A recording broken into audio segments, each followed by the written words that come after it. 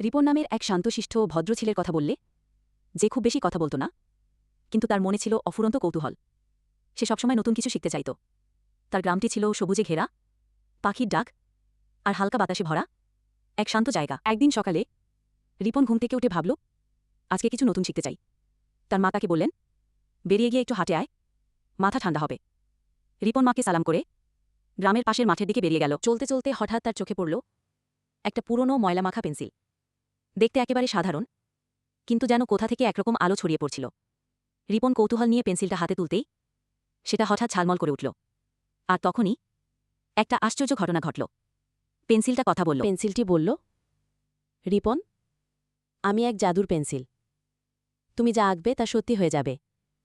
রিপন বিস্ময় নিয়ে তাকিয়ে রইল।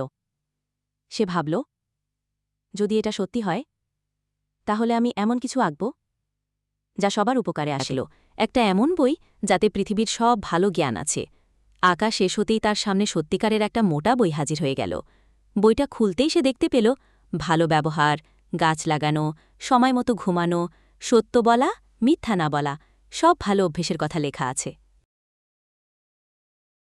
বন্ধুরা প্রথমে হাসাহাসি করছিল, কিন্তু যখন তারা বইয়ের কথা শুনল, তখন সবাই আগ্রহ দেখাতে লাগল।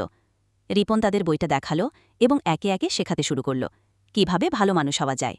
টাকা চাইতে পারত, কিন্তু সে তা না করে জ্ঞান চেয়েছে, এবং সেটা শুধু নিজের জন্য নয়, সবাইকে জানাতে ব্যবহার করছে।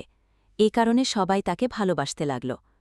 সেদিন রাতে রিপন যখন আকাশের তারা গুনছিল, তখন সে নিজেই নিজের মনে বলল, আসল জাদু কোনো পেন্সিলে নয়, জাদু লুকিয়ে থাকে মন আর ভালো কাজে। ঠিক আছে, যারা ভিডিওটা দেখছেন তাদের বলছি, ভিডিওটা ভালো লাগলে আপনারা চ্যানেলটা সাবস্ক্রাইব এবং লাইক করতে পারেন। সবাই ভালো থাকবেন।